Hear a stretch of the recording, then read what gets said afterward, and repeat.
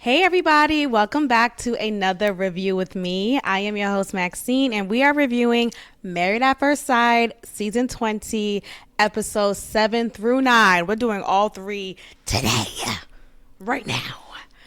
Let's jump right into it, y'all. So episode 7 is titled Drama on the Menu. Now, we start off with Marissa and Adam, and as we've seen them interact, it gives the impression that they are really into each other.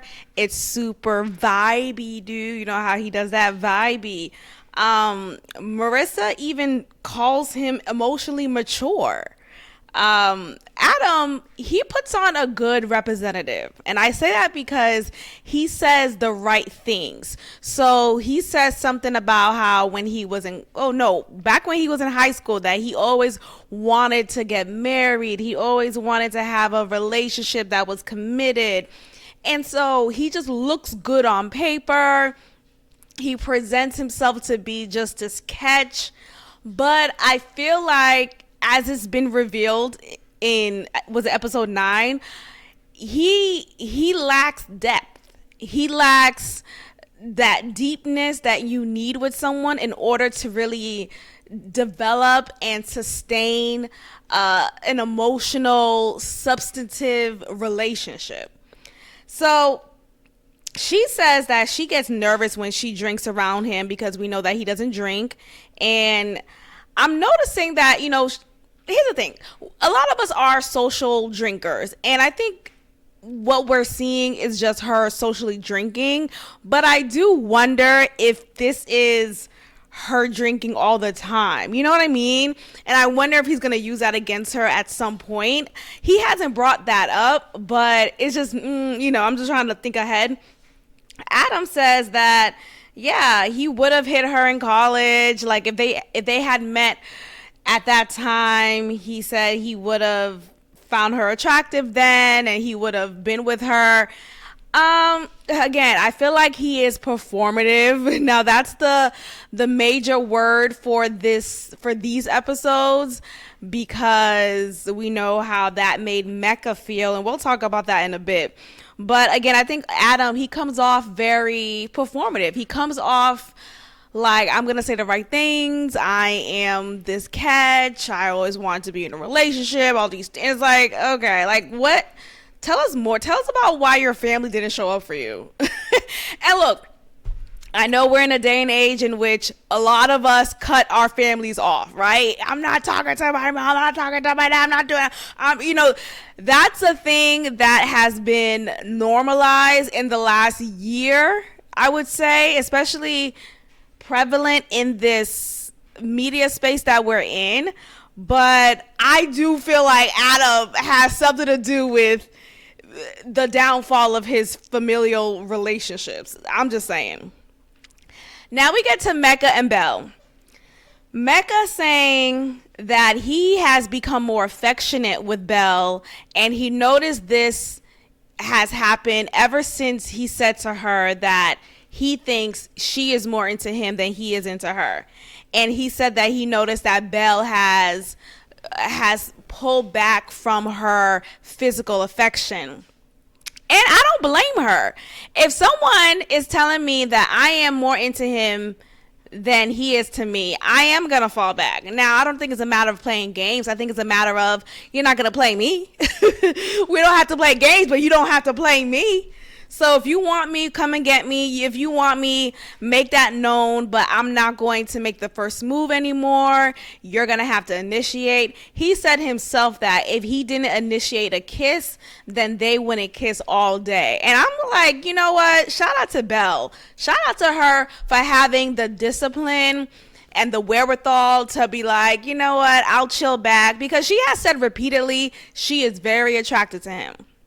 So I know for me, if I'm attracted to someone physically, like if I'm just like, I feel called to someone in a way, it is difficult to refrain. But I applaud her for doing so, because yeah, he got her fucked up. So we get to Nick and Court. Remember, Court is the one who is super antsy. This is her right here. And as it shows in that photo that you're seeing of her, she dug herself a hole in these episodes.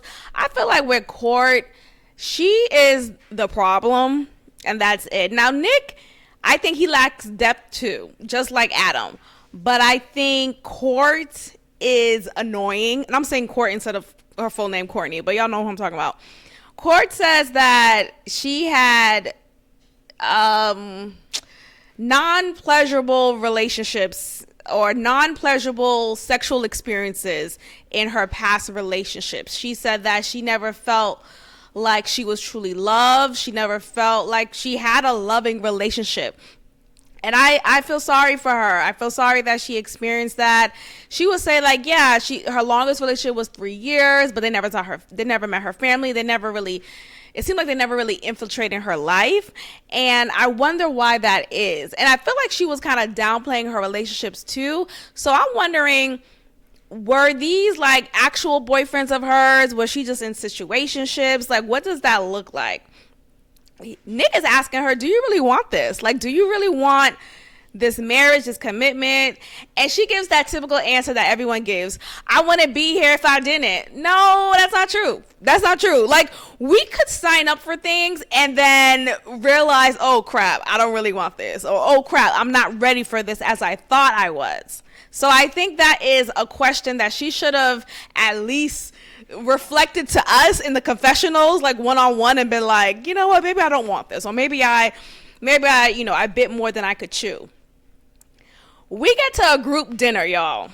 So this group dinner is with all of the couples, and Dr. Paz and Brunson, they are watching from afar, and they have their headphones on, so they're hearing all the things. They're seeing them, they're listening to them, and they're taking notes, they're making their commentaries, and it's just so funny how they are just being like a big brother in this sense. Shout out to Big Brother. If y'all are watching Big Brother this season, I'm enjoying, just a little side note real quick, I'm enjoying Big Brother. I am. But what I do have a problem with is when they bring back these like legendary characters from previous seasons, and I just feel like that just takes away from the opportunity of a new legend to form in the new season, in the current season. Like, why are we giving Angela another go around in Big Brother? Why are we giving when Rachel came out, I was like, I do not want to see Rachel again. I'm sick of her. Enough.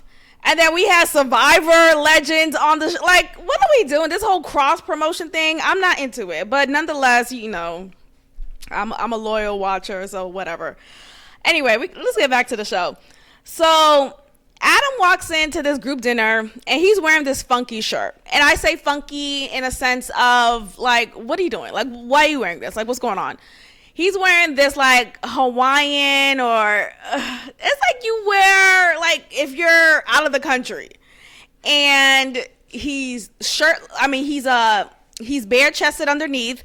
It's unbuttoned for the most part. Like I think there's only one button that's buttoned.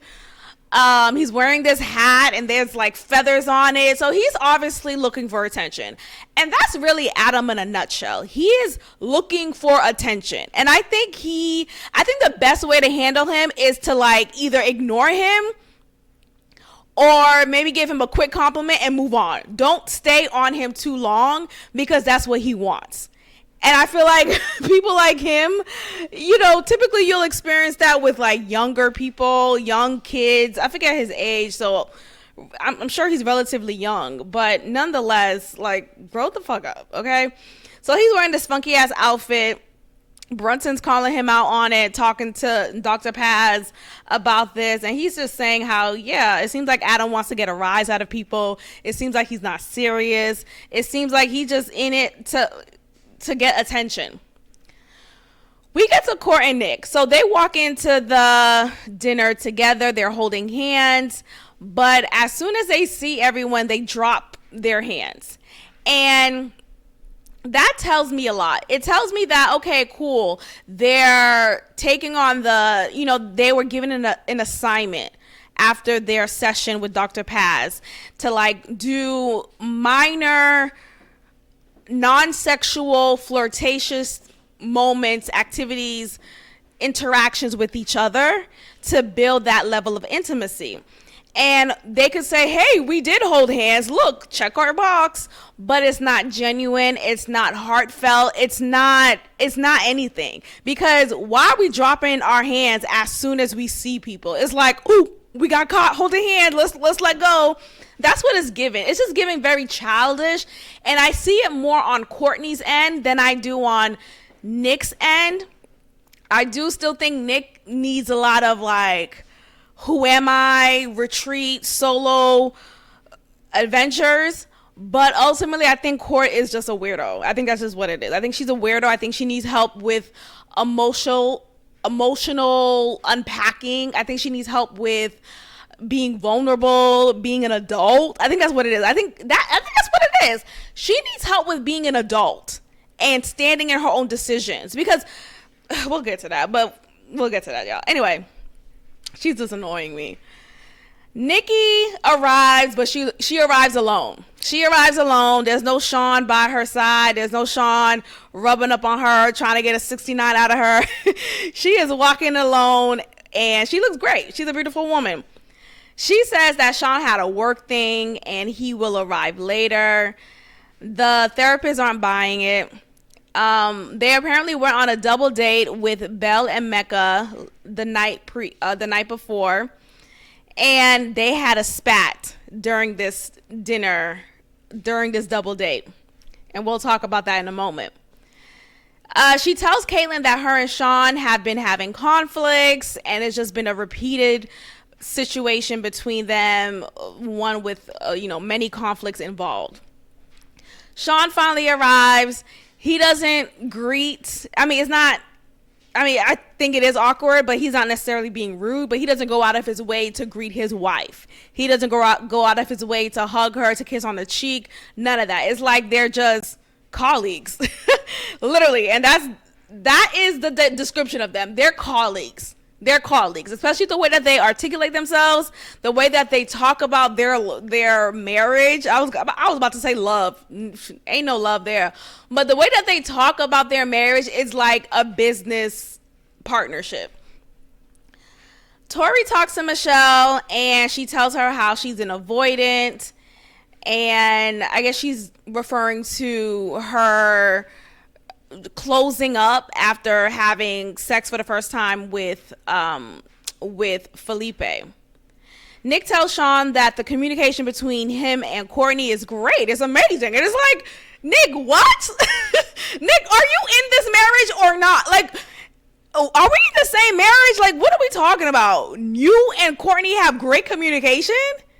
Y'all sit in awkward silences. And look, I'm a proponent of being comfortable in silence with your partner, with your friend, with anyone. Like, it shouldn't have to be an awkward thing. Like, we don't have to talk every moment or every second, But with them, it's clearly an awkward silence. Like, there's no in between. It's just very, okay, let's talk about something. Oh my gosh. And you know how rattled she gets. Oh my gosh, I don't want the silence. I don't like the silence. Let's talk about something. Like, girl. So Nick's talking about they have great communication. Nick, are you okay? I don't think he's living in reality. Adam asked Tori to lead in prayer. And I thought that was interesting because Felipe has vocalized that he is an atheist. And I think we need to have some respect for atheists. And I'm not saying I'm an atheist. I'm not saying that. I'm just saying I think sometimes we push on these spiritual rituals or practices onto others who have clearly stated, I am not in this world with you. Like, I just think it's, I don't know. Maybe I'm just being picky, but I just think that's so fun. Like, no one gives a damn about atheists. It's just, I'm an atheist. What? It's like you're expected to just shut up and follow, which I just think is kind of rude, low key. But nonetheless, Felipe was being respectful, and he closed his eyes and held everyone's hand, or the people next to him, as Tori, his wife, led everyone in prayer. Adam and Marissa say that they have yet to have a serious conversation yet. Everything is just vibey. We're just having a good time. We keep it lighthearted. And Courtney actually says how she's the same way. She doesn't like to go deep and have deep conversations. And here's the thing with that. I think there's a time for everything, right? You don't have to always be serious, and you don't have to always be playful and just a goofball. But you need to have space for all of that. Like, it can't just be one and not the other, and that's it. Courtney is in the confessional with Nick, and they're both outside doing a confessional, right? And she says that Adam is the hottest guy out here. And I'm just like, you know your husband's right next to you, right? So that's the thing I don't get. Like, I don't, like, is she on something or is she not on something and she needs to be on something? Is she just totally oblivious and you know, and is unaware of how she's coming across? Or she just doesn't give a damn and she just, you know, it is what it is. But I noticed that, so there was a moment when she says during the dinner that Nick is not confident. And Nick follows up with her about that in the car ride home. And then she says, oh, I'm sorry about that. I think I just used a poor choice of words. And I feel like she said something like that before, as far as, oh, I didn't mean to say that, or I used the wrong choice of words. And I'm saying that to say, I don't think she recognizes that this is inappropriate to say, or this is something that you don't say because it's offensive, you know, or this could come off offensive. So for her to say that Adam is the hottest guy out of the group while being next to her husband, Nick, I don't know if she is aware that she's saying something so ridiculous and offensive in that moment. Just thoughtless, you know, there's no thought behind it. Courtney tells everyone that she's a slow burn. She's not a lovey-dovey person. Nick is saying how, you know, I just accept her for who she is and I understand that. And he's kind of saying that in a defensive way because in that moment, Felipe says to him, how does it feel to be rejected by your wife? And one thing Felipe is going to say is a question. And he's going to look at you in the eye while doing so. I noticed that with Felipe. Felipe is very intense. You know what I mean? Like, you can't just have a vibe. Let's just have a vibey time. I think you can have a vibey time with him, and he's going to be like, how did you grow up? Are you close with your mom? Are you close with your dad? I feel like that's how Felipe is. He's very deep, and he makes eye contact. I feel like he's the type where if he's making love to you, he's looking you deep in your soul, okay? Courtney thinks that Nick is not comfortable with who he is and says that he's not as confident as, and then she tries to clean it up by saying, well, generally, I think women are more confident than men. And it's just like, girl, what are you talking about? What are you talking about? Mecca says that Belle brings out his soft side, and he's just putting up a show. He's saying, yeah, she makes me feel comfortable. She makes me feel safe. She's my best friend. She's my homie, and just hyping it up. And it's like, okay, that's cool, that's nice, but I don't really see that. Like, you saying all this right now at this group dinner, but I don't really see that when y'all are together. Belle tells them how he said he feels she's more into him than he is to her. The therapists are saying how, yeah, I don't think that was a great question. And I don't know why Marissa was like, ooh, that's a good question. That's a good question. What? Why would that be a good question? She's just dumb. I feel like she's just like airhead. Caitlyn compliments Devin publicly. Now, here's the thing with them. Now, I feel like the narrative is being shifted between them as far as Caitlyn being the problem to now Devin the one being the problem. Now, initially, Caitlyn was seen as cold, standoffish, and Devin just wants to be loved. He wants someone to love him out loud and love him privately and love it, like all of that. Now it's being seen as, oh, Devin is being too aggressive. You got to accept Caitlyn, and the fact that she's taking these strides, that shows a lot. She does love him. And it's like, which one is it? I feel like I'm still on Team Devin because I think he is genuinely a lover boy, and I think there's nothing wrong with that, but it's being painted as if he's just being too aggressive and he doesn't know how to back off of her, and I just don't like that.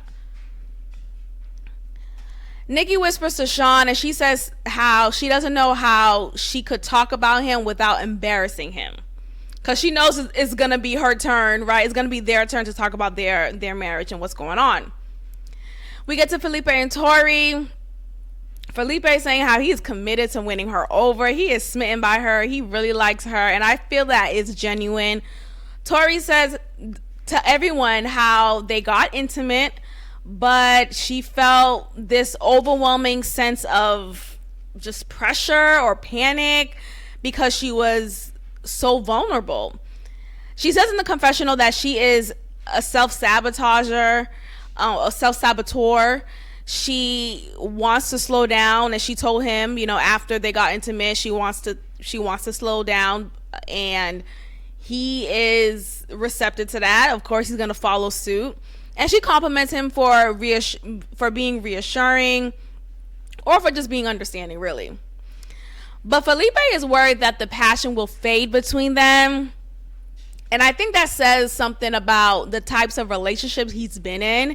He talks about how, like, if passion is gone, then, like, the relationship is over. But that's not necessarily true. I used to think the same way when I was younger. Like, I need a passionate relationship, because the passion really drives it, right? It feels exciting. There's that dopamine, right? Like, oh, give me that fucking passion. Give me that fucking, right? I only want passion. Don't give me stability. Don't give me loyalty. Don't give me consistency. Give me that passion. Like, that's what passion is, okay?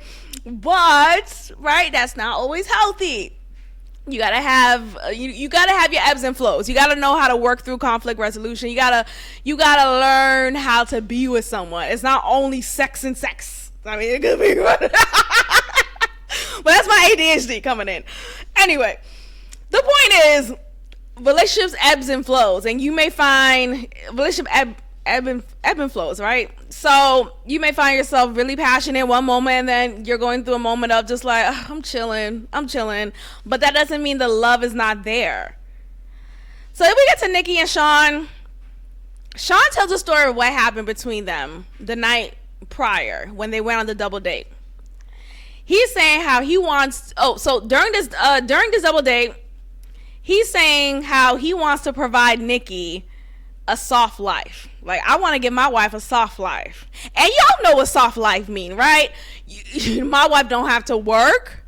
It's not about necessarily being a submissive wife. I mean, I think that's kind of synonymous, right? If I'm providing you the soft life, you better submit to me. Right? You better suck this dick. You better cook it clean. You better listen to what I say. I mean, look, if you're not beating me, right? I think it's a good trade. Nonetheless, the point is, she didn't like that. Her instant response is defense. And she's saying, oh, you trying to call me anxious? You trying to call me anxious? I'm a strong, independent woman. I'm a strong black. I mean, she didn't say that part, but I feel like that's where it went. But Sean did say that she said that she feels like he's trying to call her anxious. And then it just spiraled. It spiraled. Unfortunately, the cameras didn't catch that, right? I don't know why the cameras weren't there when they went on this double date, or I don't know. I just feel like moments like that, dang, I wish it would have been on camera.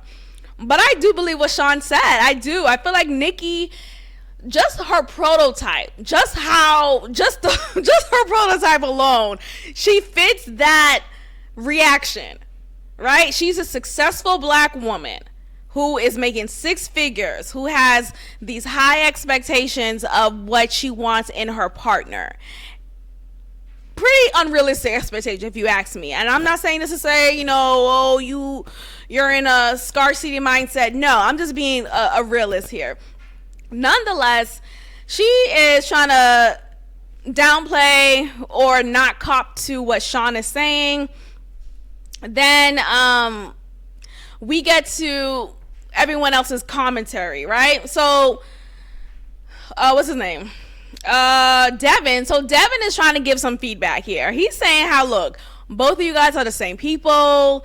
You gotta take accountability, and you gotta take accountability. And I think what he was saying was pretty fair, because as I am saying, I think Nikki is the type to be defensive and not really let her guard down, and trying to show up as, I don't need you to make my life soft. Like, girl, what? Like, that's a dream. If a man is telling you, I want to give you a soft life, yes.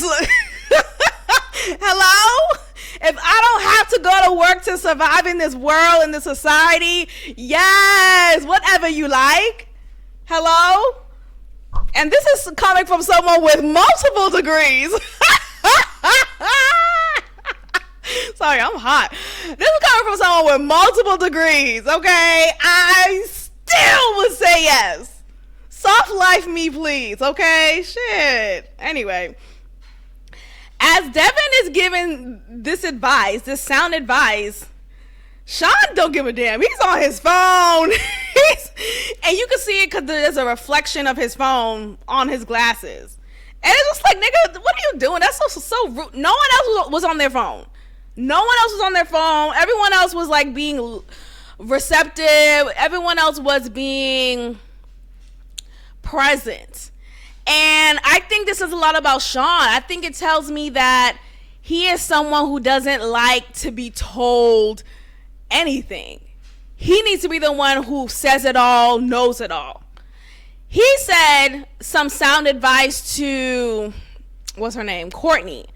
He was telling her how, because, you know, when she was saying, oh, I'm a slow burn, he was saying how, look, you are a level 1 athlete. And he's referring to the fact that, you know, she body builds. And he mentioned how, like, you create a goal and you live up to that goal. You check off the boxes necessary to make that goal happen. Even when you don't want to, even when there are days when you are uninterested.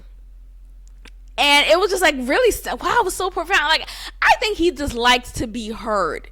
I think Sean likes to be the one who knows it all, who says the profound things, who drops the mic, and he does it so effortlessly. And he, you know, it doesn't seem forced. It's just like, wow, so wise.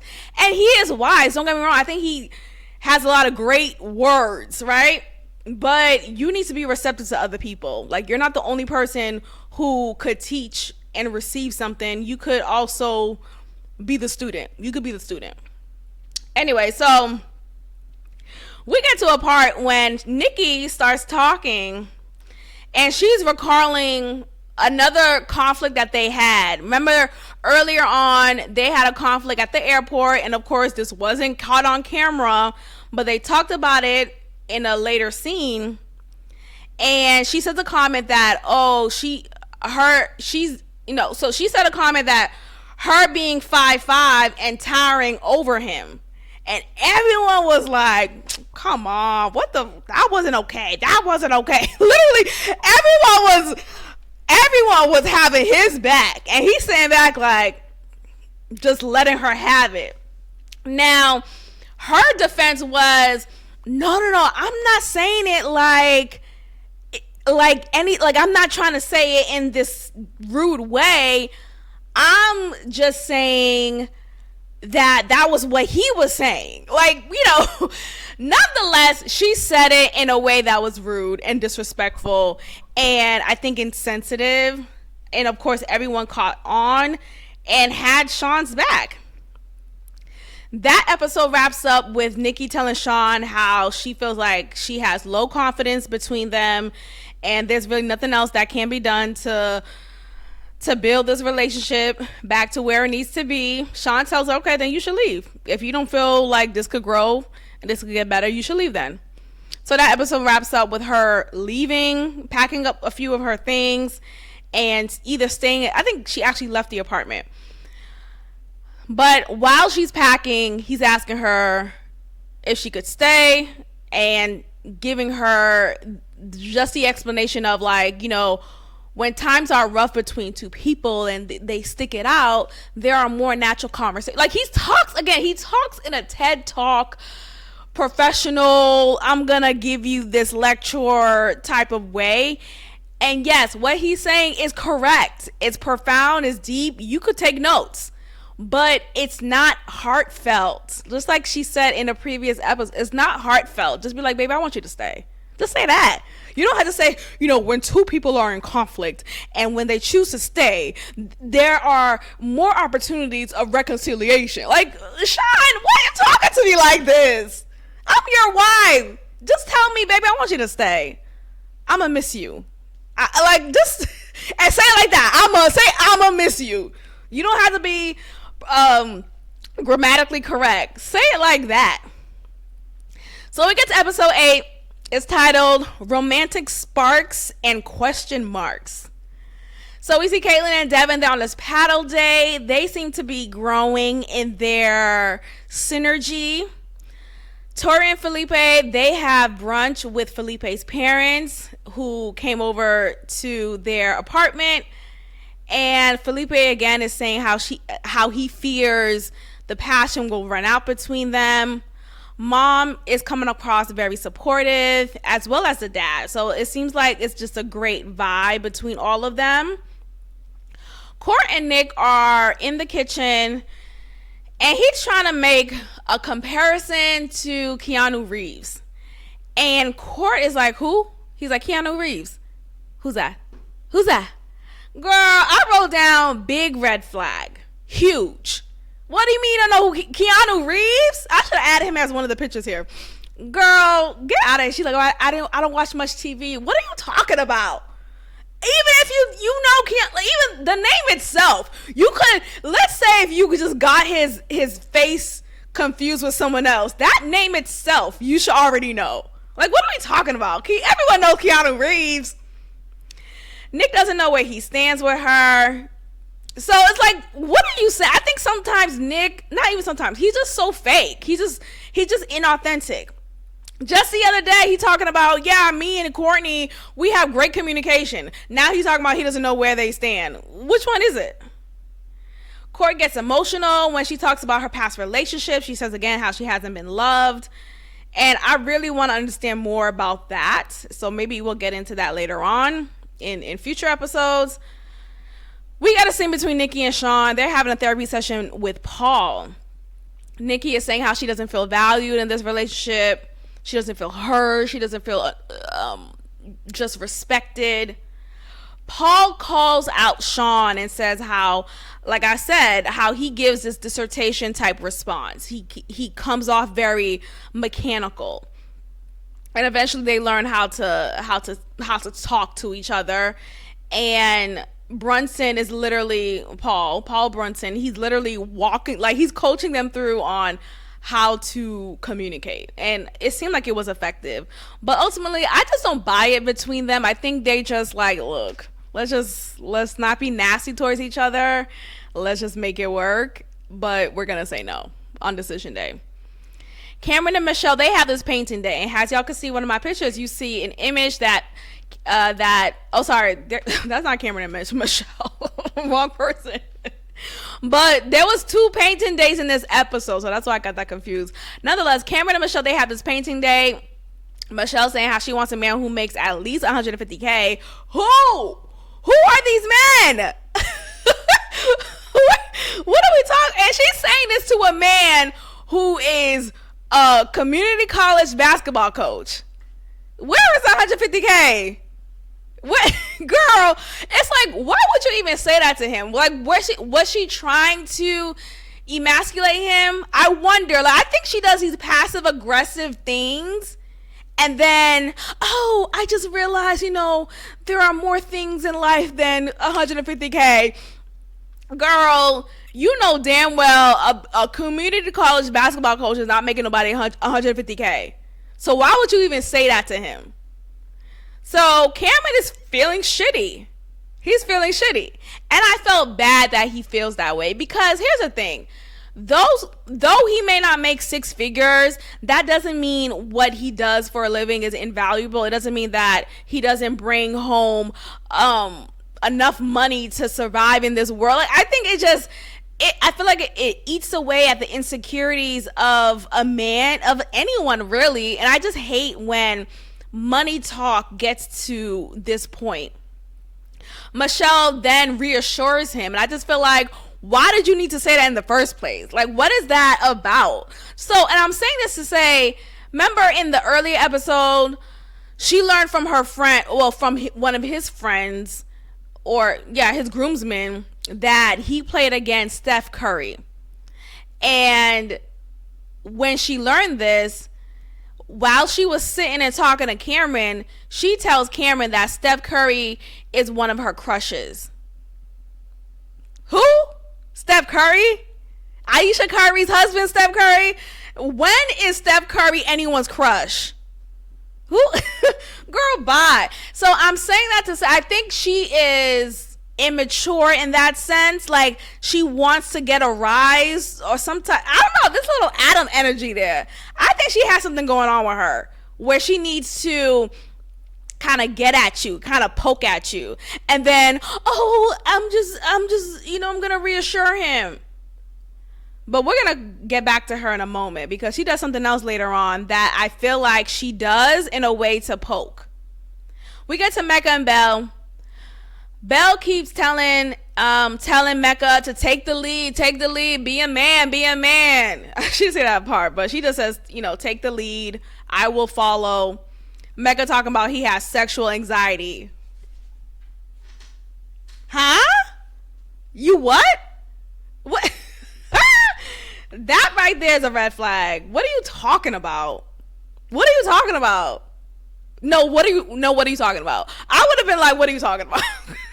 If I was Belle, I would have been like, okay, what are you talking about? Like, what are you talking about? Are you 16? Are you 16? What do you mean sexual anxiety?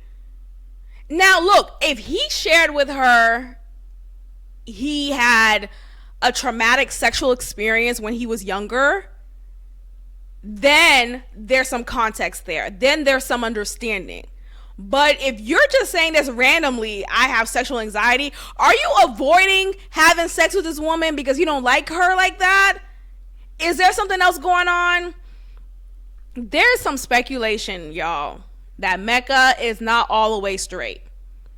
And I'm on the verge, and I'm on the verge of believing that. I am, you know, just like, you know, when I saw that he had first episode, I was like, wait, he paints his nails? Red flag already. But I was trying to give him grace because, you know, we're in this different world, and he's of a, what generation is he in? There are some straight men, seemingly at least, who would proudly, you know, this like rocker style, right? Rocker chic men who would wear nail polish. So I'm thinking, okay, maybe that's it. But, well, anyway, sexual anxiety in my ass. Please get on my face. Marissa and Adam, they have the paint night. They have the paint night, right? Marissa and Adam, they're painting each other. Adam shows her his painting of her, and it's just this disrespectful ass. Y'all see the image. What is this? Cooked? And that's the thing again. Adam is just a joke. Marissa actually did a good job painting him, and I think that's like, okay, look at her, a little talent there. Nikki and Sean, they have a meal together. They're enjoying each other's company, but again, I think it's just all, I think they're performative too. Adam gives Marissa a massage. The cat is nearby, and it's just another sensual moment between them that I just feel like, again, there's no depth there. Caitlin and Devin, they have dinner with her friends. He actually also attended her cycle class. Remember, she's a cycle instructor, and he is just in her world, right? So he's getting to know her friends. One of her girlfriends is married, and she talks about how, like, yeah, I haven't seen my husband, or we will go on separate vacations and be away from each other for a month, and I'll just be like, oh, go, get out of here. I'll be away from, like, she talks about her husband and her marriage as if it's bottom of her list of priorities. And I know we're in this whole movement of decentering men and yada, yada, but I just feel like, then what is the point of you getting married? I'm not saying your husband, your spouse has to be your world, but I think he has, or she or he, they have to be up there. I do think that. I do. If I'm gonna get married to you, and I'm talking about you're at the bottom of my shoe of priorities, come on. What is the reason? What is the reason? In that moment, as she's saying it, you see Caitlyn nodding, aggressively agreeing, while Devin is just sitting there like, what? But I think that also gave him a pause for concern, because he's probably thinking, that's not how I want my marriage with Caitlyn to become. I don't want us to go on vacations separately for at least a month apart. That's crazy. Mecca and Belle, they're getting ready for bed. It looks like they're kind of putting on the mood to get it on. And we learn in the next episode, spoiler alert, that they finally become intimate. But I feel like it's forced. I feel like Mecca, for someone who just said I have sexual anxiety, what relieved that anxiety enough to finally have sex with her? What happened in between? I want to know that. Because it just feels like, okay, I finally had sex with her. Okay, look, I did it. Court and Nick. So Court's family lives in Oregon. She brings Nick to see her family. Oregon is like, I think 3 hours. No, I don't know how long away. I know Portland's 3 hours away. Anyway, Nick's talking about he doesn't want to go. He doesn't want to move to Oregon. No interest. But Court does want to live in Oregon. Then why are y'all in Seattle? Why did y'all get matched in Seattle if none of y'all live in Seattle? We have Cameron talking about, I live in Portland. I'm 3 hours away. But Michelle doesn't really want to move over there because she wants to be near her family, especially since they're planning, or she definitely wants to have kids, and she wants to have her kids near her family. Then you have Court, who lives in Oregon or wants to live in Oregon. Like, then why isn't this Married at First Sight in Oregon or Portland? Nick doesn't want to. This may be a deal breaker. Court's talking about she doesn't want to hold hands in front of her family. They'll make fun of her. Like, what, girl, what? Aren't you an adult? You are an adult who decided to get married at first sight.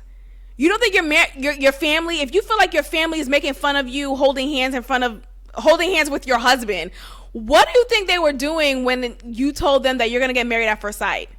Like, what? It's like she gets like this uncomfortable, immature energy, and we're just supposed to accept that. She jumps on her sister, super excited, and like, oh my gosh, I haven't seen you. Like, how far? Look, again, I don't know how far. I don't really feel like looking that up right now. I'm sure, I guess it's a little far, but girl, you jumping on your sister like that, it's not that serious, girl. You haven't spoken to your sister. I know you haven't seen her in maybe a few days, but girl, come on. She's telling her sister, I want you to drill him. I want you to drill him. And it's coming off like she wants her family to not like him. She wants them to give her a reason to be like, no, I can't do it because I really respect my family and they told me no. It's like she wants to run away. It's like, again, she wants to be a self-saboteur. And that is so evident. Courtney's mom even says that Courtney is rigid. Courtney's sister says she feels like Courtney is trying to find something wrong with him, but they all like him. Like, what's the issue? We finally get to episode 9. Episode 9 is titled Time to Confess. We get to Mecca and Belle. Mecca brings Belle to his sanitation job, and it's cute because he's giving her some insight into his everyday work, into his family business. We see Belle talk to Mecca's grandma, who doesn't come off like a grandma, like old lady, here's some wisdom for y'all.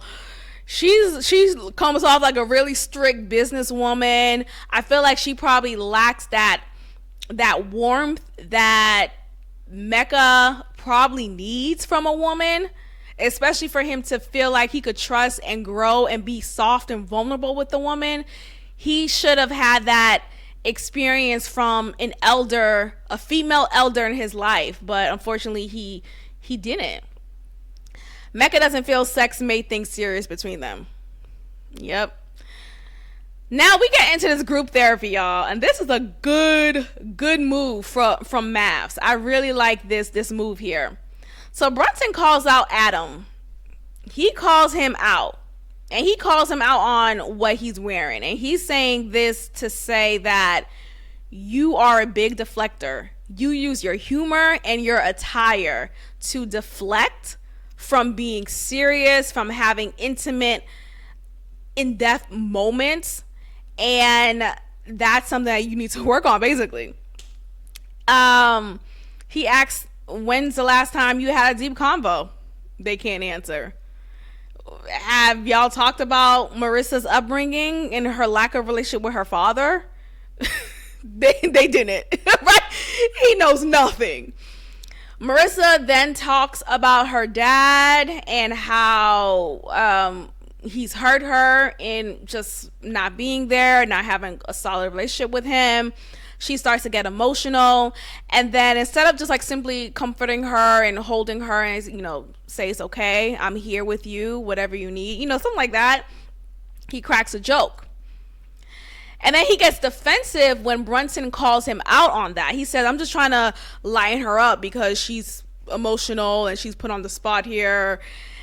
Brunson, it feels like Brunson has to coddled him by saying, look, I know you're doing that out of love, but again, this is an example of your deflection because you're using your humor to deflect from this serious moment. So instead of using that humor, just say X, Y, and Z. Marissa wishes Adam was mature, just like how she sees Cameron is mature. Courtney starts crying about intimacy and safety. So she also kind of alludes to previous sexual experiences in which she felt like she needed to have sex with her partner in order for them to love her, in order for them to be with her. So I think there's some trauma there. But I think there's something wrong. I don't want to say wrong with her, but I think there's something with her that lacks just maturity. I just think something with her that lacks maturity. She wishes that she had the spark that Adam and Marissa has. But even then, Courtney, you don't know what to do with the spark. You can't even hold hands with your husband in front of your parents. And you talk about you wish you had a spark with the man. Girl, what? You can't handle, I don't know if she knows how to be sexy. I don't know if Courtney knows how to own her womanhood, her femininity. I don't think she knows how to do that. So even if she had a quote unquote spark with her husband, like Adam and Marissa have with each other, she wouldn't know what to do. She would not know what to do. Nick doesn't show any depth. That's what I wrote. Michelle and Nick, they have mutual friends. So this is interesting because Michelle is piping in a little bit more than I feel like she needed to, because bitch, stay in your relationship with Cameron and your passive aggressive ass ways with Cameron. Brunson encourages Felipe to be curious when it comes to his marriage because, you know, again, Felipe is talking about how he feels, what if their relationship doesn't last because passion is not always there, or passion dies out. And he encourages him to be curious. Find something curious about her. Like, you're always learning, you're always growing. Let that be the passion, especially in times when the typical passion runs out. Belle denies worrying that Mecca didn't desire her. And here's the thing. I love that Dr. Paz called her out on that. Like, what you mean? What you mean you never worried that Mecca didn't desire you? Because you told me different. And you said in the confessional different. So which one is it? Which one is it? And I think with Belle, she has a way of speaking that sounds performative too. That sounds scripted and not vulnerable. She should have just said, yeah, I was hurt. I didn't like that he said X and Y. Like, just speak that. Mecca never chose Belle. And Dr. Paz is really emphasizing that. She's like, he never chose you. He's not choosing you. Mecca says how he doesn't feel he's deserving of love.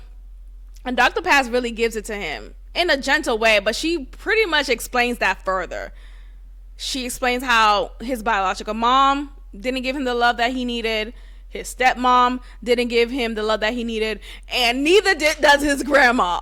Like, God, no woman loves him. No. I'm trying to be. No, that's really sad. I'm sorry to hear that. Michelle calls them out for being performers. Let's talk about that. Michelle is she's piping her little Vietnamese ass too much. Whatever, which is the Vietnamese that she is, or Chinese, whichever one. Okay, she's talking about, yeah, she felt like Mecca was being, her and Belle, him and Belle, that they were being performative at the dinner that they had. And she hits him with the dig, right? But then she says who she's seeing right now is real, is more authentic.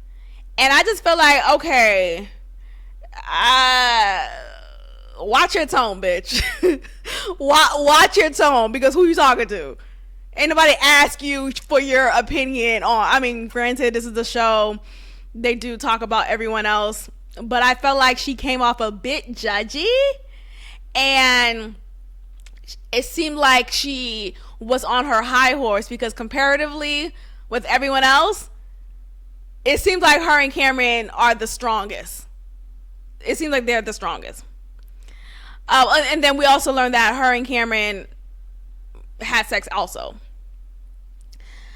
We get to Devin, and Devin is connected with Mecca. He says how, yeah, he feels the same, how he doesn't feel deserving of love. Also, Nikki and Sean, they, again, I can't. They have this miraculous shift. It's a miracle. And here's the thing. Nikki starts off by saying, we have you to thank, Brunson. Paul Brunson. We have you to thank. Thank you. Thank you for saving us. Thank you for this miracle. I love him more than I could ever. Like, girl, you still don't like Sean. She's talking about how they communicate much better now, and they rated each other ever since the session with Paul, and it's been a 10 out of 10 every night. Girl, shut up, Nikki, bye. And Sean is agreeing and saying the same politically correct statements.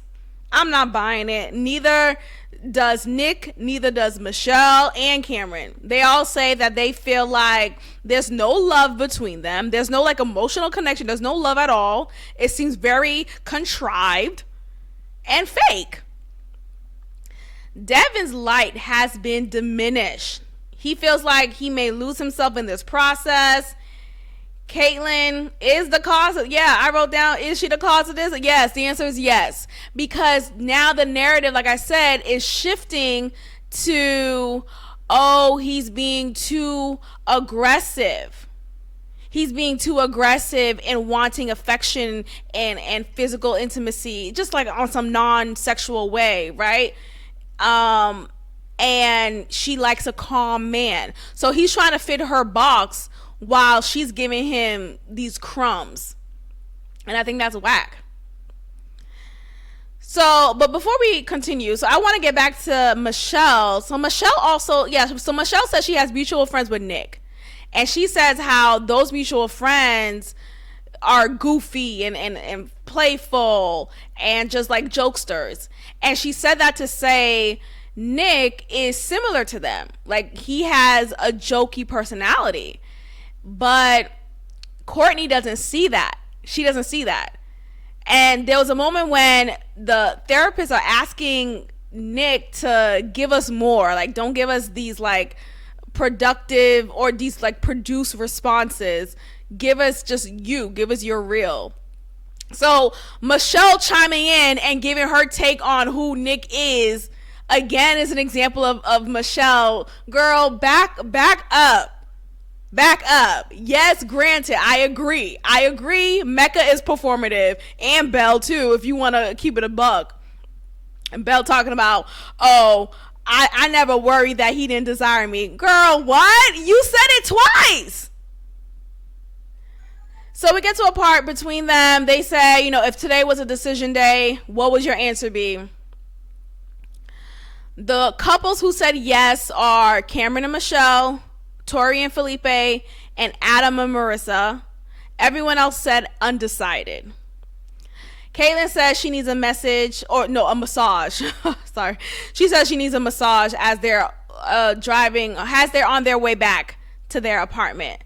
Devin lovingly offers himself for service. Like, I could give you a massage. I'm good at massages. And she's saying, no, I mean like a legit massage, like a real massage. He's like, I could give legit massages. And it's just, again, her rejecting him, rejecting any way for him to be intimate with her. Now, it doesn't mean that he's trying to say, now look, don't get me wrong. A lot of men who be like, I could give you a massage, they're really trying to fuck, right? They're really just trying to see how far can my hands go and how far can we go, right? And how low can you go? But I think this is just generally an example of Devin trying to be close with his wife, and yet again, Caitlyn rejects him. Like, girl, what? You have this fine man next to you who wants to love on you, who wants to be with you, and you're rejecting him. Mind you, you're the one who said you've been in every toxic relationship ever. She said, I remember she said that. She said it like it was a badge of honor. I've been in every toxic relationship ever. You name a toxic relationship, I've been in that. Okay. Mecca is hurt that Michelle called him performative, and Belle didn't like that either. She's like, yeah, I didn't like that, performative. I never, you know how Belle be talking with her. It was like she got cotton balls in her cheeks. It felt real to me. It felt real. Last night felt real. Girl, no, it didn't. Both of y'all are fake. If y'all thought that was real, both of y'all are fake. If y'all thought that was real, both of y'all are fake. Cameron tells Michelle she did call him out. And oh yeah, there was a comment that she said, so while she called them out, she said it felt like it was whiplash because y'all saying this and then y'all saying that. It felt like whiplash. So again, she was going in. I'm calling you performative. Now you're coming across authentic. So basically you said I'm inauthentic. And then you said whiplash to describe our behavior. Don't get me wrong. She's right. But watch your tone. Watch your tone, bitch. Watch your tone. Cameron leaves for work, says he will miss Michelle. Now, I don't know how long he'll be away.